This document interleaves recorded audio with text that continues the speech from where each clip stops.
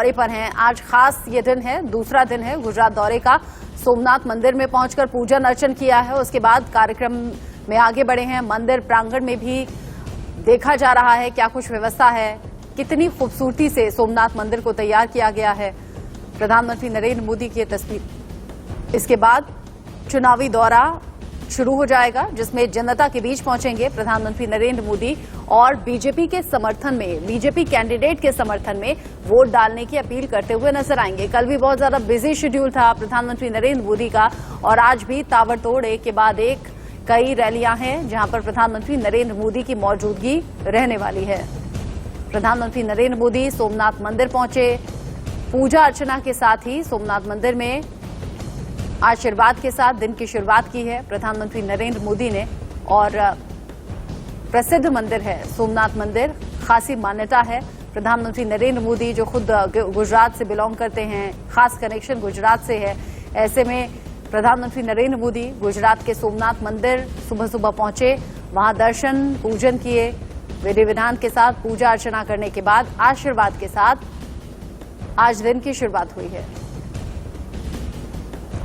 3 दिन का एक खास दौरा प्रधानमंत्री नरेंद्र मोदी का है, जिसमें आज दूसरा दिन है गुजरात दौरे का।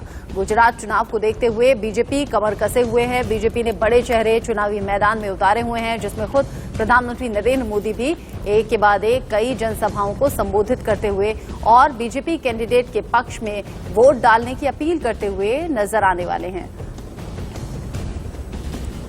सोमनाथ मंदिर जो देश में ही नहीं बल्कि विदेशों तक भी चर्चा सोमनाथ मंदिर की होती है, और सिर्फ देश से नहीं बल्कि विदेशों से भी या फिर भारतीय मूल के जो लोग जो विदेशों में बस गए हैं वो सोमनाथ मंदिर को देखने के लिए हिंदुस्तान आते हैं, गुजरात की सरजमी पर आते हैं। प्रधानमंत्री नरेंद्र मोदी ने सोमनाथ मंदिर में पहुंचकर ही दिन की शुरुआत की है, पूजा अर्चना के साथ, आशीर्वाद के साथ।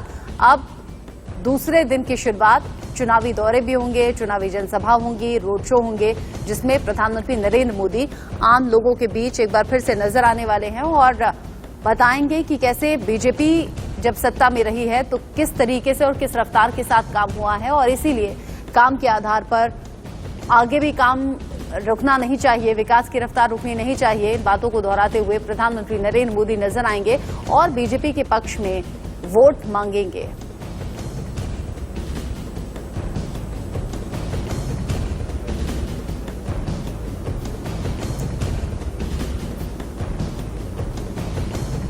आज यूं तो संडे है, लेकिन चुनावी सरगर्मियां आज तेज दिखेंगी। सुपर संडे चुनावों के लिहाज से आज कहा जा सकता है, क्योंकि एक तरफ प्रधानमंत्री नरेंद्र मोदी खुद पहुंचे हुए हैं गुजरात में, कल शाम ही पहुंच गए थे और गुजरात में चुनाव प्रचार का आगाज कर दिया था। और आज ये दूसरा दिन है, खास दिन, जिसमें बैक टू बैक कई दौरे हैं प्रधानमंत्री नरेंद्र मोदी के। साथ ही साथ दिल्ली के मुख्यमंत्री अरविंद केजरीवाल भी आज गुजरात पहुंच रहे हैं और उनका 3 दिन का खास कार्यक्रम रहने वाला है गुजरात चुनाव को देखते हुए।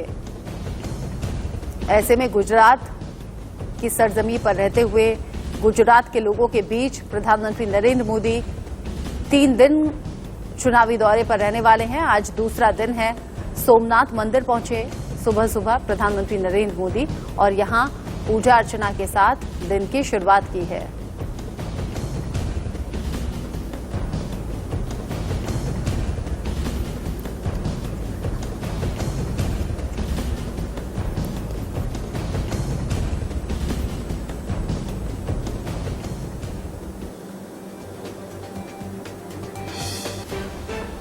गुजरात के लोग खासे उत्साहित महसूस करते हैं जब देश के प्रधानमंत्री नरेंद्र मोदी गुजरात पहुंचते हैं, तो ऐसे में गुजरात के लोगों में खासी उत्सुकता है। जहां जहां बैक टू बैक प्रधानमंत्री नरेंद्र मोदी को पहुंचना है, वहां तैयारियां तो खास की गई हैं। स्थानीय प्रशासन के जरिए भी सुनिश्चित की गई हैं तैयारियां, सुरक्षा के भी कड़े इंतजाम हैं। लेकिन साथ ही साथ प्रधानमंत्री नरेंद्र मोदी को अपने बीच पाने को लेकर आम लोगों में बड़ी उत्साह के साथ, बेसब्री के साथ इंतजार हो रहा है। बड़ी बेचैनी है आम लोगों में कि प्रधानमंत्री आएंगे, उनकी एक झलक हम पाएंगे, क्योंकि गुजरात से खास कनेक्शन तो है ही। गुजरात के विकास मॉडल के लिए प्रधानमंत्री नरेंद्र मोदी का नाम लिया जाता है और प्रधानमंत्री नरेंद्र मोदी जब पहुंचते हैं गुजरात में तो भी गुजरात के लोगों को सौगातें दी जाती हैं, जिसका जिक्र सिर्फ चुनावों नहीं बल्कि चुनावों से अलग भी किया जाता है। गुजरात के विकास मॉडल की तारीफ जहां देश में की जाती है, विदेशों तक चर्चा है। ऐसे में बीजेपी कॉन्फिडेंट नजर आ रही है और बीजेपी इसी काम के आधार पर कह रही है कि काम किया है, विकास किया है, और अगर किसी और पार्टी पर भरोसा आप जताते हैं तो ये विकास की जो रफ्तार है ये रुक जाएगी, काम रुक जाएगा। इसीलिए प्रधानमंत्री नरेंद्र मोदी कॉन्फिडेंट तरीके से एक बार फिर मंच से नजर आएंगे और प्रधानमंत्री नरेंद्र मोदी बीजेपी कैंडिडेट के लिए वोट मांगते हुए नजर आएंगे। और इन्हीं तस्वीरों पर बात करने के लिए प्रदीप भंडारी मेरे सहयोगी मेरे साथ जुड़ गए हैं। प्रदीप, प्रधानमंत्री नरेंद्र मोदी जब जब गुजरात पहुंचते हैं, गुजरात के लोग बड़ी बेचैनी के साथ इंतजार करते हैं कि प्रधानमंत्री आएंगे। आज के दिन का खास कार्यक्रम क्या रहने वाला है? दिन की शुरुआत तो सोमनाथ मंदिर में पूजा अर्चना आशीर्वाद के साथ की है पीएम ने। देखिए, अगर आप प्रधानमंत्री नरेंद्र मोदी को जिस तरीके से भी देखेंगे, सोमनाथ मंदिर से अगर अपनी पूरी दौरा का प्राइम मिनिस्टर नरेंद्र मोदी शुरू कर रहे हैं। कल प्रधानमंत्री नरेंद्र मोदी वलसाड के अंदर थे और आज प्रधानमंत्री नरेंद्र मोदी सोमनाथ के अंदर है और पूरी तरीके से भक्ति में लिप्त है। गुजरात और धर्म और गुजरात और भक्ति बिल्कुल इसी तरीके से जुड़ा है जिस तरीके से सोल और बॉडी जुड़े हुए। और प्राइम मिनिस्टर नरेंद्र मोदी सोमनाथ से अगर शुरू कर रहे हैं तो आप समझिए कि पीएम की जो स्ट्रैटेजी है उन एरियाज में prime minister Narendra Modi focus कर रहे हैं, जिन एरियाज के अंदर प्रधानमंत्री पिछली बार जो है भारतीय जनता पार्टी ने जीती थी, पिछली बार कांग्रेस पार्टी जीती थी। अगर मैं सोमनाथ की भी बात करूं तो सोमनाथ के अंदर से भी पिछली बार कांग्रेस पार्टी के कैंडिडेट को लीड मिली थी। तो पीएम नरेंद्र मोदी और होम मिनिस्टर अमित शाह दोनों गुजरात के अंदर है और स्ट्रैटेजी ये है कि किस तरीके से जो कांग्रेस के स्ट्रांग एरियाज थे वहां पे भारतीय जनता पार्टी डेंट करे। और पूरी के पूरा जो इलेक्शन है ये सिर्फ और सिर्फ प्राइम मिनिस्टर नरेंद्र मोदी के कल्ट पे लड़ा जा रहा है। इस वक्त भी मैं भी इस्कॉन मंदिर में मौजूद हूं और यहाँ पे भी मैं लोगों से जब बात कर रहा था तो क्लियरली इंडिकेट किया जा रहा था कि बीजेपी को जितना भी वोट पड़ेगा सिर्फ और सिर्फ पीएम नरेंद्र मोदी के नाम पे पड़ेगा। और 10 में से एटलीस्ट 8 से 9 लोग ये बात मानते हैं कि पीएम नरेंद्र मोदी ने गुजरात के अंदर विकास किया। तो विकास और पीएम नरेंद्र मोदी का पर्सनल कनेक्ट, ये बीजेपी का सक्सेस फॉर्मूला होने वाला है अगर बीजेपी को गुजरात का चुनाव जीतना है तो। अगर गुजरात में चुनाव जीतना है तो काम के आधार पर वोट मांगना है और यही मंच से कहते हुए प्रधानमंत्री नरेंद्र मोदी नजर भी आ रहे हैं। मंदिर में मौजूद है प्रधानमंत्री नरेंद्र मोदी। प्रदीप, एक बार तस्वीरें देखने के साथ साथ सुनते भी हैं, क्या कुछ मंत्रोच्चारण हो रहा है फिलहाल?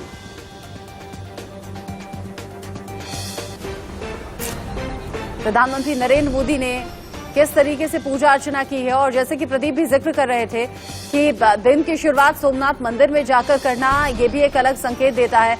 हम सब जानते हैं कि हिंदुस्तान में धर्म का कितना महत्व है। आस्था में लीन जब लोग ऊपर वाले को याद करते हैं तो फिर अलग तरह की आस्था में लीन हो जाते हैं। और प्रधानमंत्री नरेंद्र मोदी भी हम अलग अलग मौकों पर देख चुके हैं ऊपर वाले में कितनी आस्था उनकी है। खासतौर से शिवजी के जितने रूप हैं उनको लेकर अलग आस्था प्रधानमंत्री नरेंद्र मोदी की नजर आती है। एक बार सुनते हैं।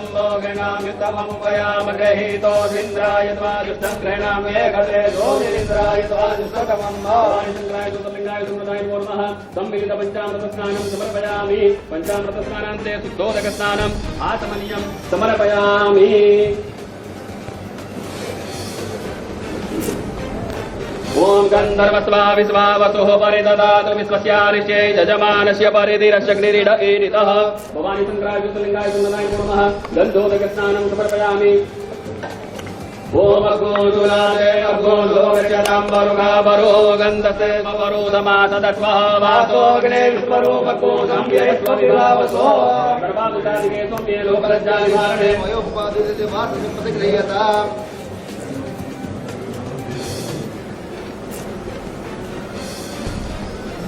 पुष्पैर्वाप्रभातपुलशेतलमालदेवे त्वां पूजयामि जगदीश्वर मे प्रसीद। भवानी शंकराय ज्योतिर्लिंगाय सुमनाय नमः ऋतुपर्वं पुष्पं च पुष्पमालां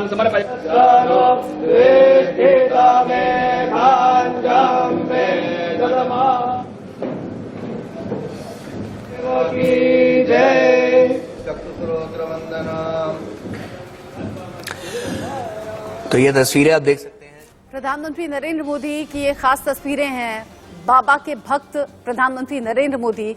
और ये जो आस्था है, ये पहला मौका, ये पहली तस्वीर इस तरह की नहीं है। फिर चाहे वो काशी विश्वनाथ मंदिर हो या फिर उज्जैन का महाकाल मंदिर हो या फिर सोमनाथ मंदिर में मौजूदा ये तस्वीर आप देख रहे हैं अलग अलग मौकों पर, या फिर उत्तराखंड की तस्वीरें भी हमने देखी हैं खास मौकों पर।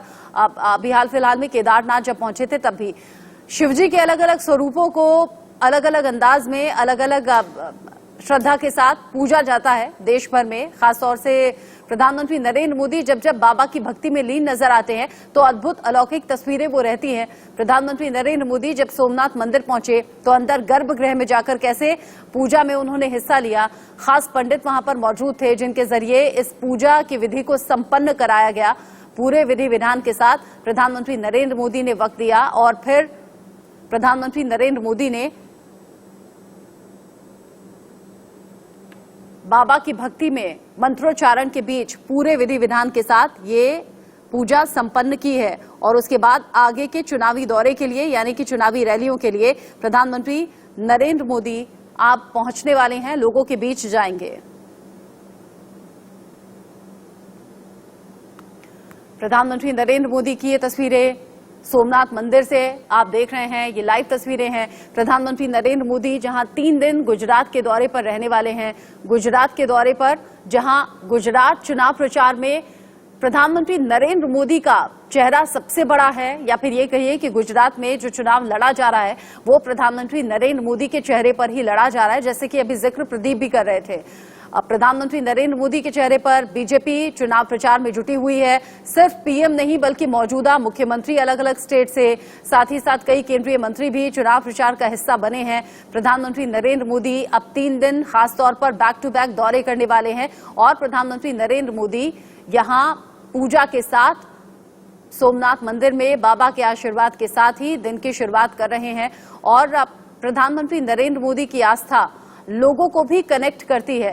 लोग भी इस बात को समझते हैं कि देश के प्रधानमंत्री नरेंद्र मोदी धर्म को कितना महत्व देते हैं, या फिर ये कहिए कि बाबा की भक्ति में कैसे लीन नजर आते हैं। ये भी एक कनेक्ट बनाता है आम लोगों से। ऐसे में आज जब चुनावी दौरे पर रहेंगे, जब चुनावी सभा को संबोधित करेंगे, जब मंच पर रहेंगे तो वो तस्वीरें भी बेहद खास रहने वाली हैं। न्यूज डायरेक्टर प्रदीप भंडारी हमारे साथ जुड़े हुए हैं जो कि गुजरात में ही मौजूद हैं और गुजरात में मौजूद रहकर आम लोगों के बीच मौजूद होकर उनके नफ्स टटोल रहे हैं, उनका दिल टटोल रहे हैं और ये जान रहे हैं, समझ रहे हैं कि लोगों के मन में चल क्या रहा है चुनाव को लेकर। प्रदीप, ये तस्वीरें बेहद खास हैं, गर्भगृह के अंदर की तस्वीरें जो टीवी स्क्रीन पर चल रही हैं। प्रधानमंत्री नरेंद्र मोदी ने एक बार फिर से बाबा की भक्ति के साथ, आशीर्वाद के साथ दिन की शुरुआत की है। अब आम लोगों के बीच भी पहुंचेंगे। बिल्कुल रचना, अगर आप प्रधानमंत्री नरेंद्र मोदी और सोमनाथ के कनेक्शन को देखेंगे तो ये 2002 तक पुराना जाता है। इनफैक्ट लेट 1990s के अंदर जब प्रधानमंत्री नरेंद्र मोदी भारतीय जनता पार्टी के गुजरात के अंदर जनरल सेक्रेटरी थे तो ये जो सबसे बड़ा ज्योतिर्लिंग कहा जाता है वहां से प्रधानमंत्री नरेंद्र मोदी हमेशा दर्शन करके जाते थे। एक अंबाजी जहां नॉर्थ गुजरात के अंदर, जहां से प्रधानमंत्री नरेंद्र मोदी का एक बहुत घनिष्ठ रिश्ता, और साथ में सोमनाथ जहां से प्रधानमंत्री नरेंद्र मोदी का काफी घनिष्ठ रिश्ता। अगर आपको याद होगा कि जब टेरर अटैक भी हुआ था उसके बाद में भी सोमनाथ को किस तरीके से प्रधानमंत्री नरेंद्र मोदी ने पुनर्स्थापित किया था और प्रधानमंत्री नरेंद्र मोदी ने सोमनाथ की जो भक्ति और सोमनाथ की जो भव्यता है उसको एक वैश्विक स्तर पर लेके गए। अब जो इंपॉर्टेंट इसमें रचना यह है कि प्रधानमंत्री नरेंद्र मोदी सोमनाथ से शुरू कर रहे हैं और एक कांग्रेस सीट पर रुक रहे हैं, क्योंकि सोमनाथ के अंदर जो सीट है उसमें कांग्रेस पार्टी आगे हुई थी। तो जैसे मैंने कहा कि एक तो भक्ति भी है पर साथ में ये बहुत स्मार्ट इलेक्शनरिंग है। वहीं होम मिनिस्टर अमित शाह इस वक्त, अगर प्राइम मिनिस्टर स्वराष्ट्र में तो home minister Amit Shah south Gujarat के अंदर है और ये दोनों areas first phase of voting के अंदर जाने वाले हैं। तो इसीलिए ये काफी ज्यादा स्ट्रेटेजिक भी है और काफी ज्यादा इंपॉर्टेंट भी है। अगर आपको याद होगा उत्तर प्रदेश चुनाव के अंदर भी जब प्रधानमंत्री नरेंद्र मोदी ने शुरू किया था और बनारस की वोटिंग के पहले प्रधानमंत्री नरेंद्र मोदी ने काशी विश्वनाथ मंदिर में भी दर्शन किए थे।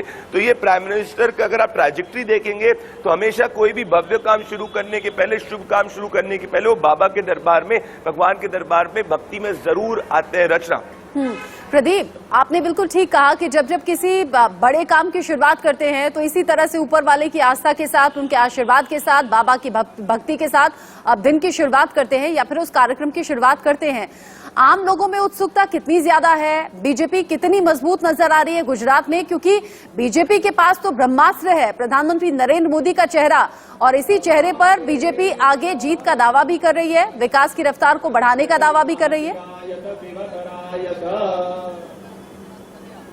बिल्कुल रचना, अगर आप आम लोगों में बात करें तो मैं जब से मौजूद हूं, मैं अक्रॉस खेड़ा अलग अलग डिस्ट्रिक्ट्स के अंदर जा रहा हूं और एक चीज मैं देखने को मुझे मिल रही है कि जो महिलाएं हैं उनका प्राइम मिनिस्टर नरेंद्र मोदी के प्रति काफी ज्यादा घनिष्ठ आप कह सकते हैं रिश्ता है और घनिष्ठ रिश्ता के साथ में प्राइम मिनिस्टर नरेंद्र मोदी के जितने विकास के काम है उनको महिलाएं काफी पसंद करती। कल मैं एक आपको उदाहरण देता हूं, मैं एक महिला से बात कर रहा था, उनका कहना यह है कि उनके पति को हार्ट अटैक आ गया था और उस हार्ट अटैक के बाद में जब वो नादियाद के हॉस्पिटल में गई तो उनका 2.5 से 3.5-4 लाख का जो इलाज है पूरा आयुष्मान के तहत फ्री में हो गया। तो ऐसे अगर आप यहाँ पे गुजरात में घूमेंगे तो कई लोग जो है अपने पर्सनल किस्से विकास के पीएम नरेंद्र मोदी कहाँ पे बैठा करते थे, ये करते थे, तो तमाम यहाँ पे गुजरात का एक पर्सनल 1% to 1% कनेक्ट है पीएम नरेंद्र मोदी का और पर्टिकुलरली जो विमेन वोटर्स हैं उस पर प्राइम मिनिस्टर नरेंद्र मोदी का एक स्ट्रॉन्ग कनेक्ट है जो अभी तक कोई भी पार्टी डेंट नहीं कर पाई और अभी भी अगर आप जमीन पे बात करेंगे तो आपको मिलेगा। अभी मैं यहाँ पे इस्कॉन मंदिर में उसके पास में लोगों से बात कर रहा था तो उनका भी यही कहना है हमारे लिए तो भाई मोदी है। तो ये जो एक कल्ट है, ये कल्ट पैन गुजरात है और ये कल्ट जो है ये पैन कास्ट है, ठाकुर हो, रबारी हो या पटेल हो, पाटीदार हो, किसी में भी हो, ये जो है इसके बीजेपी को एक स्ट्रॉन्ग एज देता है गुजरात के अंदर। पर अब देखना होगा कि आने वाले समय के अंदर वोटिंग किस तरीके से होती, कौन सा मुद्दा प्रभावी होगा। रचना, अलग अलग तबकों के लिए प्रदीप, अलग अलग समुदाय के लिए प्रधानमंत्री नरेंद्र मोदी की लोकप्रियता आपको कैसी नजर आती है? हम अलग अलग मौकों पर देखते हैं, चाहे वो छोटे बच्चे हों या फिर वो बड़े बुजुर्ग हो, युवा हो, महिला हो, पुरुष हो, प्रधानमंत्री नरेंद्र मोदी को अपने बीच पाकर बड़े उत्सुक नजर आते हैं और बड़ी लोकप्रियता नजर आती है। सिर्फ देश में नहीं बल्कि वैश्विक स्तर पर भी गुजरात के लोगों के बीच भी ऐसा माहौल आपको दिख रहा है क्या? देखिए, गुजरात को ये लगता है रचना, अगर इस वक्त विजुअल्स को भी देखेंगे तो जिस हिसाब से भक्ति के अंदर लिप्त है यहाँ पे भी जो लोग हैं, यहाँ पे अगर आप यहाँ पे देखेंगे कि यहाँ पे भी जो है सब लोग मोबाइल के अंदर इसी को देख रहे हैं कि प्राइम मिनिस्टर नरेंद्र मोदी को देख रहे हैं, इंडिया न्यूज पे देख रहे हैं। तो कहीं ना कहीं अगर आप बोल रही हैं कि ये सिर्फ जो जोश है सब में, बिल्कुल जोश सब में, और जिन कांग्रेस का शासन गुजरात के अंदर देखा है वो 80s का, वो हम भारतीय जनता पार्टी और नरेंद्र मोदी के साथ में कंप्लीटली फेविकॉल के साथ में जुड़े हुए हैं। जो युवा वोटर है जिसमें आम आदमी पार्टी टेंट करने की कोशिश कर रही है, उनका जो वोटिंग का प्रेफरेंस है वो हमें आने वाले समय के अंदर देखना होगा। पर इस वक्त जो सबसे बड़ी मेरे लिए रचना पॉइंट ऑफ स्टोरी है कि जिस तरीके से पीएम ने सोमनाथ से शुरू किया और जो सामने स्क्रीन पर हम देख रहे हैं कि पूरे भक्ति के अंदर प्रधानमंत्री नरेंद्र मोदी लिप्त है। मुझे ये अंबाजी के अंदर याद दिलाती कि जैसे जब पीएम नॉर्थ गुजरात में अंबाजी में आए थे और उन्होंने पूरी परिक्रमा करी थी, सो पीएम जो है कंप्लीटली अपने जो रूट्स है, अपने जो पर्सनल कनेक्ट है, 2002 का कनेक्ट है, 2004 का कनेक्ट है, 5 का, 90s का, उसको पूरा बना के रख रहे हैं। रचना, क्या पुराना कनेक्शन, ये जो पुराना कनेक्ट है यही गुजरात में बीजेपी को जीत दिलाने वाला है? प्रदीप, क्या प्रधानमंत्री नरेंद्र मोदी को लेकर तो लोकप्रियता है, लोग बड़े उत्सुक हैं, बड़े बेचैन हैं अपने बीच पीएम को पाने के लिए और पीएम के नाम पर बीजेपी को वोट देने के लिए, लेकिन मौजूदा सरकार से, गुजरात की सरकार के किस काम से सबसे ज्यादा खुश हैं? या फिर ये भी कहिए जर्नलिस्टिक वे में कि क्या कोई काम ऐसा भी है जिससे नाराजगी है? देखिए, इस वक्त जो भारतीय जनता पार्टी का जितना भी वोट पड़ेगा रचना, वो सिर्फ और सिर्फ पीएम नरेंद्र मोदी के नाम पे पड़ेगा। सो लोग इसको गुजरात सरकार का इलेक्शन नहीं देख रहे हैं, लार्जर इलेक्शन जो बीजेपी को वोट करने वाले वो देख रहे हैं कि नरेंद्र मोदी कैंपेन के अंदर है, नरेंद्र मोदी को हमने प्रधानमंत्री बनाया और नरेंद्र मोदी अब कह रहे हैं कि गुजरात के अंदर वापस से बीजेपी की सरकार लेके आइए। तो जितना भी बीजेपी का वोट है वो प्राइम मिनिस्टर नरेंद्र मोदी का वोट है। अगर बात करें कि कुछ थोड़ा बहुत अगर एंटी इनकम्बेंसी का बात की जाती है, जो लोग कमेंटेटर्स बात कर रहे हैं, वो मंगवारी यहाँ पे गुजराती में कहते हैं, विच इज महंगाई, वो एक मुद्दा है जो ऑपोजिशन जिसको अपनी तरफ उठाने की कोशिश कर रही है। पर लार्जली अगर आप बात करेंगे तो ये पूरा इलेक्शन गुजरात सरकार के बजाय प्राइम मिनिस्टर नरेंद्र मोदी का personal connect, prime minister Narendra Modi Gujarat के लोगों को कह रहे हैं कि आप गुजरात के वापस से भारतीय जनता पार्टी को जिताइए, इसके ऊपर जा रहा है। तो it's about Narendra Modi over anything else for the Bharatiya Janata party. रचना, खासतौर पर प्रदीप, जो महिलाएं हैं वो बड़ा प्रधानमंत्री नरेंद्र मोदी को अप्रिशिएट करती हैं, चाहे वो किसी भी वर्ग की हो, किसी भी तबके की हो या किसी भी उम्र की हो। महिलाओं में खासा क्रेज है प्रधानमंत्री नरेंद्र मोदी को लेकर। ये हमने तब भी देखा था जब G20 समिट के लिए प्रधानमंत्री बाली में पहुंचे थे, वहां भी महिलाएं बड़ी उत्सुक थी। अभी मैं सुन भी रही थी, एक महिला कह रही थी कि प्रधानमंत्री नरेंद्र मोदी ने जो सिस्टम बना दिया है गुजरात में, वो कानून व्यवस्था को बड़ा मजबूत बनाता है और यहाँ पर महिलाएं सेफ हैं किसी भी वक्त बाहर निकलने के लिए। आम लोगों के बीच जब आप पहुंचे, महिलाओं से सुरक्षा पर बात हुई आपकी?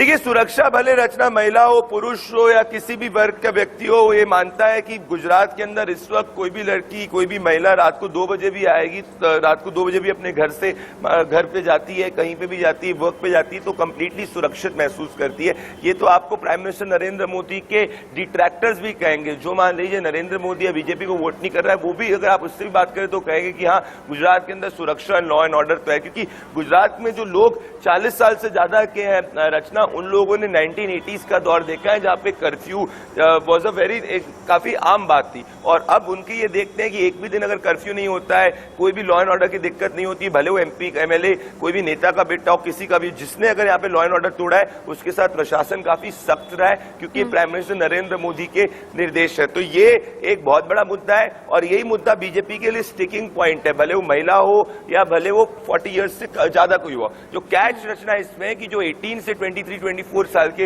युवा हैं, उनने अभी तक पुराना कांग्रेस का शासन या पुराना शासन नहीं देखा है, तो उनको बीजेपी को अपनी तरफ पूर्ण रूप से करने के लिए इस वक्त मेहनत करनी पड़ सकती है। और उसी के लिए शायद से प्राइम मिनिस्टर नरेंद्र मोदी पूर्ण रूप से इस इलेक्शन मैदान में उतरे। जैसे कि अगर आपको याद होगा 2017 में भी उतरे थे, 2012 में भी उतरे। तो गुजरात पीएम नरेंद्र मोदी अपने ही कंधों पर हमेशा से लेते हैं, भले वो असेंबली इलेक्शन हो या लोकसभा इलेक्शन हो। रचना, और प्रधानमंत्री नरेंद्र मोदी के दौरे भी इसीलिए स्टार प्रचारकों की लिस्ट में जो सबसे पहला नाम होता है वो प्रधानमंत्री नरेंद्र मोदी का ही होता है, और बीजेपी के लिए सबसे बड़ा चेहरा भी पीएम मोदी है।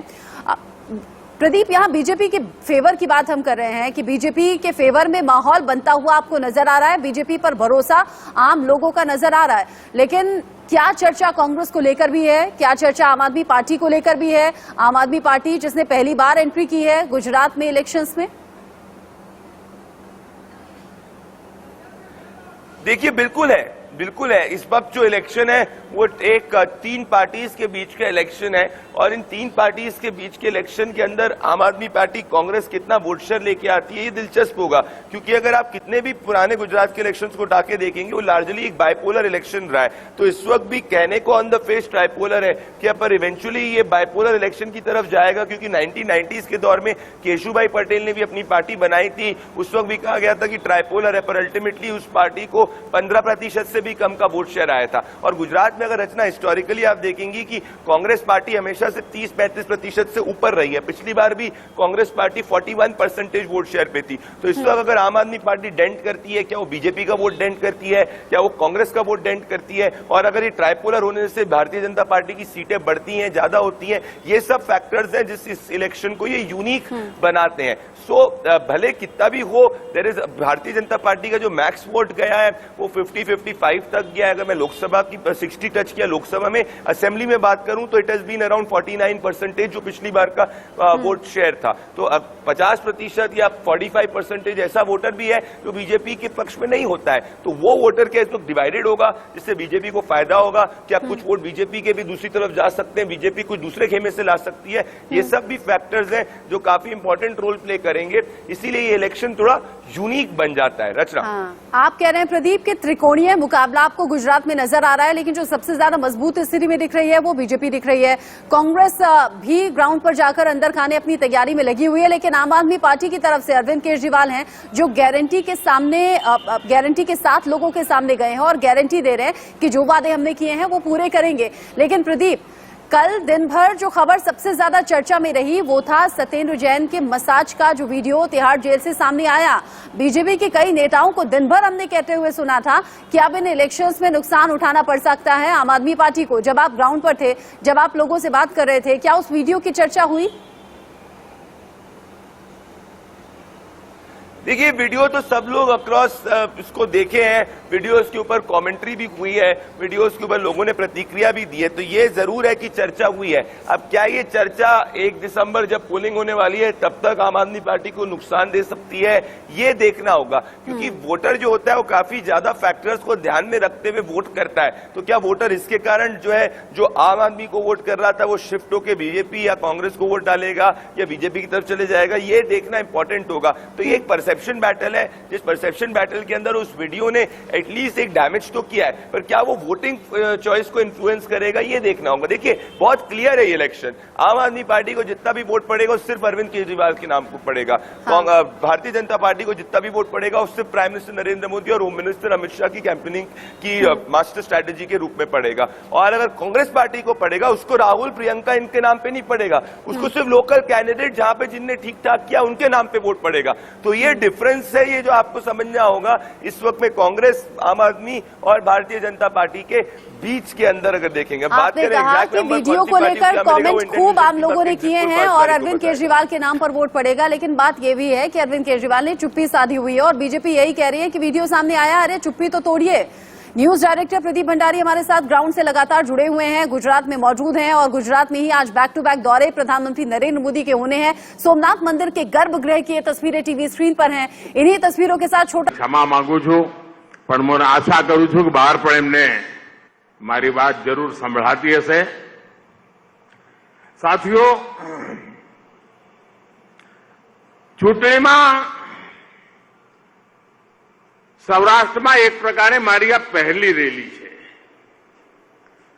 અને એ પણ સોમનાથ દાદાની પવિત્ર ધરતી પરથી છે।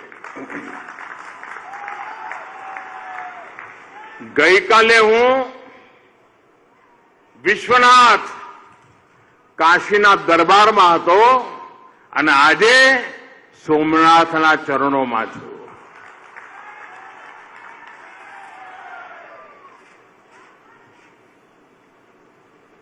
અને સોમનાથ દાદાના આશીર્વાદ હોય અને એની જોડે હવે જયારે જનતા જનાર્દનના આશીર્વાદ જોડાઈ જાય અને એટલે આ વખતનો આપણો લક્ષ્યાંક બહુ જુદો છે ભાઈ, પૂરો કરજો ને। અહીંની તો ચારે ચાર, પણ આ વખતે નવા રેકોર્ડ તોડવા છે અને મારે આ ચૂંટણીમાં હું તમારી પાસે એના માટે જ આવ્યો છું। પહેલો રેકોર્ડ તોડવો છે પોલિંગ બૂથમાં જે મતદાન થાય। અત્યાર સુધીમાં 600 વોટ પડ્યા હોય, 700 પડ્યા હોય, 800 પડ્યા હોય। આ વખતે પોલિંગ બૂથમાં જૂના બધા રેકોર્ડ તોડીને વધુમાં વધુ મતદાન કરાવી શકીએ આપણે। બધા જવાબદારી લો છો ભાઈઓ, તો મારું આયુ લેખે લાગે, કારણ ચૂંટણી એ લોકશાહીનો ઉત્સવ છે। મતદાન તો કરવું જ જોઈએ। બધા જ કઈ કમળના બટન દબાવે એવું આપણે નથી કહેતા, પરંતુ મતદાન બહુ આવશ્યક હોય છે। લોકતંત્રના આ ઉત્સવને એક નાગરિકે ઉજવવો રહ્યો અને એટલા માટે મારી આપ સૌને આગ્રહ છે। બીજી વાત ભાજપની, કારણ કે લોકશાહીની રક્ષણની જવાબદારી પણ આપણે જ નિભાવવાની છે ભાઈ।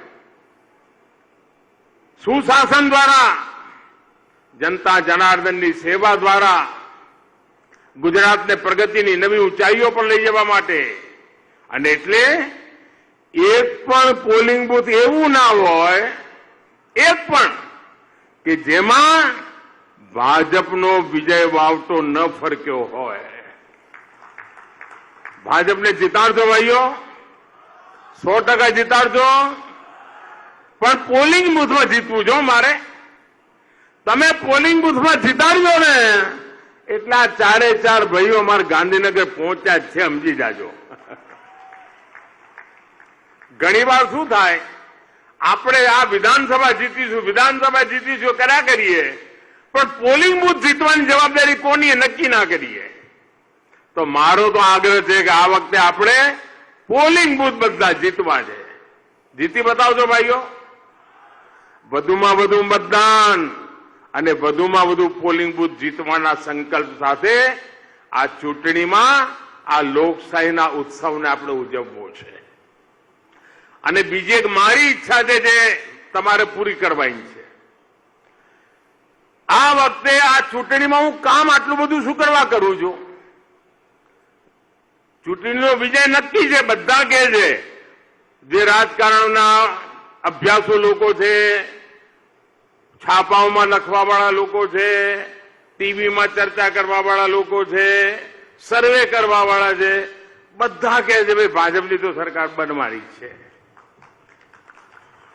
બધા કહે. પછી બધા પૂછે કે મોદી સાહેબ તમે શું કરવા દોડાદોડ કરો છો? હું એટલા માટે દોડાદોડ કરું છું કે મારું આ કર્તવ્ય છે. તમને મળીને તમારા આશીર્વાદ લેવા એ મારું કર્તવ્ય છે. તમને મારા કામનો હિસાબ આપવો એ મારું કર્તવ્ય છે. અને જેમ હું મારું કર્તવ્ય નિભાવું છું એમ તમે બધા પણ મત આપીને પોતાનું કર્તવ્ય નિભાવશો અને એક એક નાગરિક પોતાનું કર્તવ્ય નિભાવશે. એ મારા માટે આનંદની ઘડી હશે અને એટલા માટે હું આવું છું. અને બીજી મારી ઈચ્છા છે કે આ વખતે નરેન્દ્રના જેટલા રેકોર્ડ છે ને એ બધા રેકોર્ડ ભૂપેન્દ્ર તોડે અને ભૂપેન્દ્ર રેકોર્ડ તોડે એના માટે નરેન્દ્ર કામ કરે. આપણે બધા રેકોર્ડ તોડવા છે, જૂના બધા રેકોર્ડ તોડવા છે ભાઈઓ. કારણ આપણે આપણા ગુજરાતને પ્રગતિની રાહ પર લઈ જવું છે. ગુજરાતને વિકાસની નવી ઊંચાઈઓ પર લઈ જવું છે અને એના માટે આપણે જેટલી મહેનત કરી શકીએ એટલી મહેનત કરવાની છે ભાઈઓ. અને મને ખાતરી છે કે આપના આશીર્વાદ એ ગુજરાતની જનતાએ નિરંતર આપણને આપ્યા છે અને નિરંતર જ્યારે મળી રહ્યા છે ત્યારે મને ખાતરી છે કે ગુજરાત પ્રગતિની નવી ઊંચાઈઓ પર પહોંચશે. ભાઈઓ બહેનો, જ્યારે આપણા ગુજરાત પોતાની રીતે વિકાસ કરવા માંડ્યું ત્યારે આપણા ગુજરાત વિશે શું કહેવાતું હતું? આ ગુજરાત કશું નહીં કરી શકે, એની પાસે ન મોટા કોઈ શહેરો છે, ન એની પાસે કોઈ ખનીજ છે, બહુ તો ગુજરાત પાસે મીઠું પકાવવા સિવાય કશું જ નથી. આ ગુજરાત ભૂખે મરશે, 10 વર્ષમાં 7 વર્ષ દુકાળ પડે છે, આ ગુજરાત કાંઈ નહીં કરી શકે. આવું લગાતાર આપણને કહેવામાં આવતું હતું. અને વધારે શું કે તમારા ગુજરાતના વેપારીઓ શું કરે? એક જગ્યાએથી માલ લે, બીજી જગ્યાએ વેચે અને વચમાં જે કઈ દલાલી મળે એમાંથી ગુજરાત ચલાવે. આવી આપણી ગુજરાતની છબી અને એવી ગુજરાત વિશે લોકોની ધારણા કે ગુજરાત કોઈ પ્રગતિ નહીં કરી શકે. આ બધી ધારણાઓ ગુજરાતીઓએ ખોટી પાડી છે અને આપણે પ્રગતિની નવી ઊંચાઈઓ પર પહોંચી ગયા. આપ વિચાર કરો ભાઈઓ, આ દરિયા કિનારો એને આપણે મુસીબત માનતા હતા. આ દરિયાનો ખારો પાટ, ખેતી થાય નહીં, વરસાદ આવે નહીં, મીઠા પાણીના સાંસા પડે, પીવાના પાણી ના હોય, એવી આપણી મુસીબતોમાં આપણે જીવતા હતા. આજે ગુજરાતનો દરિયા કાંઠો ધમધમી રહ્યો છે ભાઈઓ. ભારતનો, ઉત્તર ભારતનો ખાસ કરીને જે કાર્ગો છે એ આપણા બંદરો પરથી દુનિયામાં પહોંચી રહ્યો છે અને ગુજરાતના બંદરો એ હિન્દુસ્તાનની સમૃદ્ધિનું દ્વાર બની ગયા છે ભાઈઓ. હિન્દુસ્તાનની સમૃદ્ધિનું દ્વાર બને એના માટે આપણે ગુજરાતના બંદરોનો વિકાસ કર્યો. પરંતુ બંદરોનો વિકાસ કર્યો એટલું જ નહીં. આપણને ખબર છે કે મારો ગુજરાતનો દરિયા કિનારો આ અમારા માછીમાર ભાઈઓ બહેનોની જિંદગી, કારણ કે 12 મહિનામાં 4 મહિના તો એમનું કામ બંધ હોય. આ માંડ કરીને 6-8 મહિના કામ કરવા મળતું હોય, પરંતુ આપણે એક યોજનાઓ બનાવી, જેટી બનાવી, સબસિડીની વ્યવસ્થાઓ કરી, એમના માટે સારા બોટ મળે એના માટે લોનની વ્યવસ્થા કરી, સાગર ખેડુ યોજના ચાલુ કરી. આપણે જે યોજના ખેડૂતોને કિસાન ક્રેડિટ કાર્ડ દ્વારા બેંકમાંથી મામૂલી વ્યાજે પૈસા મળતા હતા, હવે મેં મારા માછીમાર ભાઈઓ બહેનોને પણ આ મામૂલી વ્યાજે બેંકમાંથી પૈસા મળે, જેથી કરીને મારા માછીમાર ભાઈઓ પોતાનો ધંધો વિકસાવી શકે, મૂડીરોકાણ કરી શકે અને પેલા વ્યાજખાવ લોકોમાંથી મુક્તિ મળી જાય એના માટેનું આપણે કામ ઉપાડ્યું અને આજે પરિણામ જુઓ. ગુજરાતના માછીમારો જે માછલી પકડે છે એનું દુનિયામાં એક્સપોર્ટ લગભગ ડબલ કરતા વધારે થઈ ગયું, ડબલ કરતા, અને એની આવક અમારા માછીમાર પરિવારોમાં પહોંચી. આ કામ કરવાનો આપણે પ્રયાસ કર્યો છે ભાઈઓ બહેનો. ગુજરાતના છેવાડાના માનવીનો વિકાસ થાય. શિક્ષણ કોને નહોતું મળતું? દીકરીઓ કોની નહોતી ભણતી ભાઈઓ? અમારા પછાત સમાજની દીકરીઓ ન ભણે, અમારા પછાત સમાજના દીકરાઓને ભણતર ન મળે, અને એની ચિંતા આપણે ગુજરાતમાં હલેક જગાવી કે ગરીબમાં ગરીબનું સંતાન પણ ભણે, ગરીબમાં ગરીબના દીકરીઓ ભણે. એના માટે આપણે અભિયાન ચલાવ્યું અને આજે ગુજરાતમાં દીકરીઓનું 100% શિક્ષણની તરફ આપણે વળ્યા. અને આપણે એક એક વાત જોઈ કે ભાઈ દીકરી કેમ ભણતી નથી? તો કે શાળામાં સંડાસ બાથરૂમની વ્યવસ્થા નથી, શૌચાલય નથી, અને એના કારણે દીકરીઓ ચોથા પાંચમા આવીને ભણવાનું છોડી દે. આપણે ગુજરાતમાં મોટું અભિયાન ચલાવ્યું હતું કે દરેક શાળાની અંદર દીકરીઓ માટે અલગ શૌચાલય હોય, જેથી કરીને મારી દીકરીઓ કોઈ ભણવાનું ન છોડે. અને આજે મને ગર્વ છે કે આજે મારી દીકરીઓ ગુજરાતની ભણી ગણીને આગળ વધી રહી છે અને ગુજરાતનું નામ રોશન કરી રહી છે. ભાઈઓ બહેનો, આ આપણી પ્રગતિ થઈ છે. આપણે જાણીએ છીએ કે ગુજરાતમાં ટુરિઝમનો જો વિકાસ થાય, કારણ કે ગુજરાતના ટુરિઝમ તરફ કોઈનું ધ્યાન જ નહોતું. સોમનાથ દાદા અહીંયા ખરા, પરંતુ ટુરિઝમ તો અહીંના આજુબાજુના લોકો આવે એ જ. અરે દ્વાદશ જ્યોતિર્લિંગ આવડી મોટી જગ્યા હોય, રેલવેની કનેક્ટિવિટી હોય, કેશોદનું એરપોર્ટ હવે ચાલુ થઈ ગયું, એનોય વિસ્તાર કરવો જ મારે તો ભાઈ, એનોય વિસ્તાર કરવો જ. આ ગીરના સિંહ હોય, આટલો સરસ મજાનો દરિયો હોય, અને ટુરિઝમમાં ગુજરાત પાછળ હોય. કેમ પાલે? એક પછી આપણી યોજનાઓ બનાવતા ગયા, અને આજે ટુરિઝમની બાબતમાં ગુજરાત કૂદકે ને ભૂસકે આગળ વધી રહ્યું છે, પ્રગતિની નવી ઊંચાઈઓ સર કરી રહ્યું છે. અને એના કારણે જ્યારે ટુરિઝમ વધે ને ત્યારે ગરીબ માણસને રોજગાર વધારે મળે. ભાઈ, મૂડીરોકાણ ઓછામાં ઓછું હોય તો પણ એને રોજગાર મળે. ઓટો રિક્ષા વાળો કમાય, ટેક્સી વાળો કમાય, ફૂલ વેચવા વાળો કમાય, બિસ્કીટ વેચવા વાળો એ કમાય, ચા વેચવા વાળો એ કમાય, બધાને રોજીરોટી મળી રહે. કારણ કે બહારના યાત્રીઓ આવે, રમકડા વેચાતો એને મળે, પૂજાનો સામાન વેચતો એને મળે. અને આજે ગુજરાતમાં જુઓ, અમારો જુનાગઢ જૂનો જિલ્લો, અને ગીર સોમનાથ કો, પોરબંદર કો કે જુનાગઢ કો, એક જમાનાનો મોટો જુનાગઢ જિલ્લો, આ તો આખા ગુજરાતમાં ટુરિસ્ટોને આકર્ષવા માટેની મોટામાં મોટું કેન્દ્ર કહી શકાય. અને કેવા આપણે અખતરા કર્યા.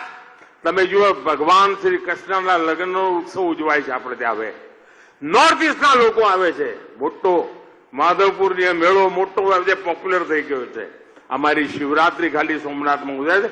આજે 12 મહિના સોમનાથમાં શિવરાત્રી હોય છે ભાઈઓ, 12 મહિના શિવનાથમાં લાખોની સંખ્યાની અંદર મારા યાત્રીઓ અહીંયા આવતા થયા છે. આજે આપણા દરિયા કિનારો એને આખું સોમનાથ કેટલું બધું બદલાઈ ગયું ભાઈ, કેટલું બધું બદલાઈ ગયું. જયારે યાત્રીઓ આવે યાદ કરે છે. Statue of unity, Sardar Patel સાહેબને કેટલી મોટી સેવા આપણે કરી છે. અને આજે સાથે દેવું ન થઈ જાય. આ મારી માં પીડા સહન કરતી હોય, એ મારી માને મુક્તિ અપાવવા માટે મેં બીડું ઉઠાવ્યું અને આયુષ્માન યોજના લાવ્યો. ગુજરાતમાં માં યોજના લઈ આવ્યો હતો. અને આજે કોઈ પણ માં, કોઈ પણ આપણો ગરીબ પરિવાર, એના ઘરમાં બીમારી આવે ને એને ઓપરેશન કરાવવાનું હોય ને તો 5 લાખ રૂપિયા સુધીનો ખર્ચો આ તમારો દીકરો કરવા તૈયાર છે.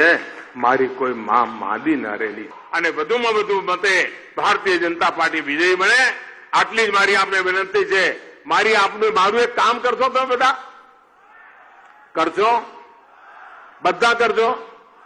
ઘેર ઘેર જશો, મારી આ વાત પહોંચાડશો. જેમના ઘેરે જ્યાં તારે મારું એક કામ બીજું કરવાનું કરશો. ધીમા પડી ગયા, કરશો? જરા હાથ